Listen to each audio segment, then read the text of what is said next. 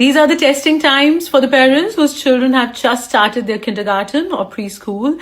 I mean, it's a cranky period. The children cry as if it is the end of the world and the school has just begun.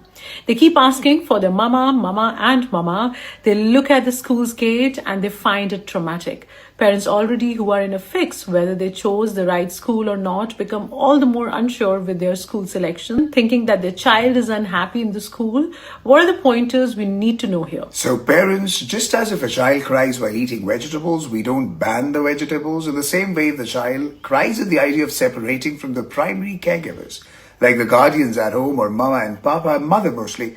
It doesn't mean that we can give up on the idea of school. It doesn't even mean that the child is suffering or is in pain or is getting traumatized. It simply means that because the child doesn't really have at this point, at this stage, the faculty of speaking or expressing his wish, he expresses his wish of not getting separated via crying. He's trying to negotiate and he's hopeful that his crying would make his parents listen to him. He's simply conveying that he prefers comfort over change. So if you give in at this time, the separation anxiety is going to be just the same. Whether it comes at the age of 2, 2.5, or 3, or it comes at the age of 4 or 5, it's the same. You would always find it challenging to reinstate discipline.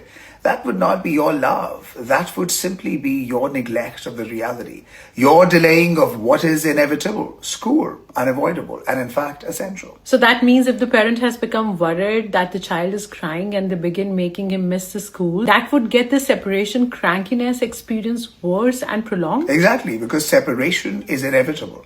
The earlier, the easier it is to pacify and calm the child, because a 2-year-old can be distracted, but a 4-year-old child can be more persistent, adamant, and fixed at his stubborn wish. You might make him skip the school today saying that he's too little or he's just a baby and maybe we started the school too early. That way, you're only going to postpone or in fact amplify the crankiness. But what to do if the child keeps crying again and again? The children usually cry because they don't understand the idea of time. They don't know how to see a clock. They don't understand what a routine is like. So now it takes repeated reinforcement to make the child understand that, of course, this is the place where you go, you stay, you play, and then mama comes back to pick you up. Their idea of time is their idea of predictability, and that predictability comes from the confidence of knowing what happens next. If they know that after this activity, mama, papa come, they will eventually bond with their teacher and would like to stay longer with her. And please make sure, dear parents, that you pick and drop your child punctually and regularly to maintain the routine of sameness, at least for the first month. That way your child's inner clock that tracks the passage of time by events taking place, that clock will be established and he would trust you more and so would settle.